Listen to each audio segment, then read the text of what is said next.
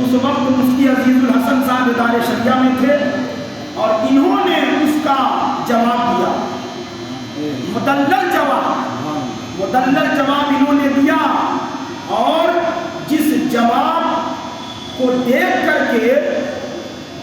Professor فاروق رضوی جو مظفر پور university کے پروفیسر ہے نا، انہوں نے جب وہ پڑھا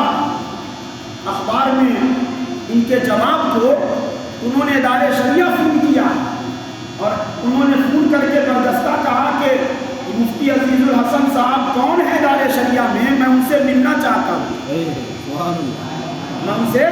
ملنا چاہتا ہوں جی۔ اور وہ پروفیسر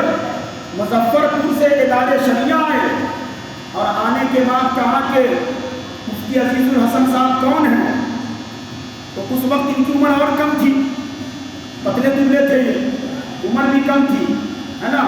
تو یہ بیٹھے ہوئے تھے لنگی اور کرتا پہنے آفس میں، تو کسی نے کہا کہ یہی ہے مفتی عزیز الحسن۔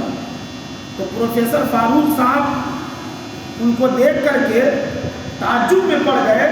کہ اتنا کم عمر کا بچہ اور اتنا اچھا عالم اور اتنا اچھا قلمکار اور اتنا مدلل مفصل اس نے جواب دیا ہے۔ تو پروفیسر فاروق صاحب نے مفتی عزیز الحسن صاحب کو سینے سے لگایا اور دعائیں دی اور کہا کہ آپ بہت آگے جائیں گے، اس لیے کہ آپ کے پاس بہت اللہ نے علم عطا کیا ہے۔ تو یہ ان کی خوبیاں ہیں، یہ ان کا علم ہے، اور یہ تو علم ہے نا، اور علم اس وقت تک انسان کو کامیاب نہیں بناتا جب تک کہ علم کے ساتھ عمل نہ ہو، علم بھی ہو اور ساتھ میں عمل بھی ہو۔ حضرت امام غزالی رحمت اللہ تعالی علیہ فرماتے ہیں کہ سارے لوگ مردہ ہیں، زندہ صرف علم والے ہیں، یعنی جو علم والے ہیں وہی لوگ زندہ ہیں،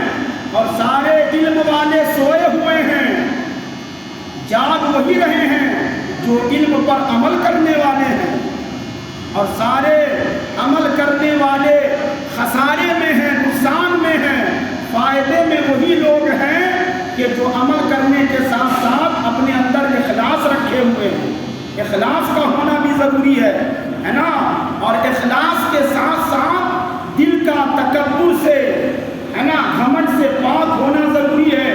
تو اگر آپ مفتی عزیز الحسن صاحب کی زندگی اٹھا کر کے دیکھیں تو آپ کو یقین ہو جائے گا کہ مفتی عزیز الحسن صاحب عالم بھی تھے اور علم کے مطابق عمل بھی کرنے والے تھے، اور ان کے اندر تقویٰ بھی تھا، پرہیزگاری بھی تھی، اخلاص بھی تھا، اور تکبر اور گھمنڈ سے ان کا دل پاک بھی تھا۔ یہ بہت بڑا کمال ہے، یہ بہت بڑی خوبی ہے۔ تو یقیناً ان کا دنیا سے چلا جانا ہمارے لیے باعث حیرت بھی ہے اور باعث عبرت بھی ہے، باعث حیرت بھی اور باعث عبرت بھی ہے۔ حیرت تو اس لیے ہے کہ بہت جلدی چلے گئے، ابھی نہیں جانا چاہیے تھا۔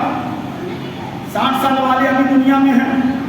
70 سال والے ابھی دنیا میں ہیں، 75 سال والے ابھی دنیا میں ہیں، اور 35 سال 36 سال والے چلے گئے۔ ان کی عمر زیادہ تھوڑی تھی، 35 سے 36 سال عمر رہی ہوگی ہے نا۔ 4 ساڑھے 4 سال کا ایک بیٹا ہے بڑا، اور 2 بچی ہے، 1.5 سال کی، کوئی 3 سال کی ہے نا۔ اب بتائیے کہ ہم لوگوں پر جب اتنا صدمہ ہے تو ان کی اہلیہ پر، ان کے بچوں پر، ان کے ماں باپ پر کتنا بڑا صدمہ ہوگا۔ ہم تو کچھ کر نہیں سکتے، لیکن کم سے کم ہم ان کے لیے دعائے مغفرت تو کر سکتے ہیں، ان کے لیے اصالِ ثواب تو کر سکتے ہیں، ان کے لیے ہم قرآن پڑھ کر کے ثواب پہنچا سکتے ہیں۔ لہذا ہمیں اور آپ کو چاہیے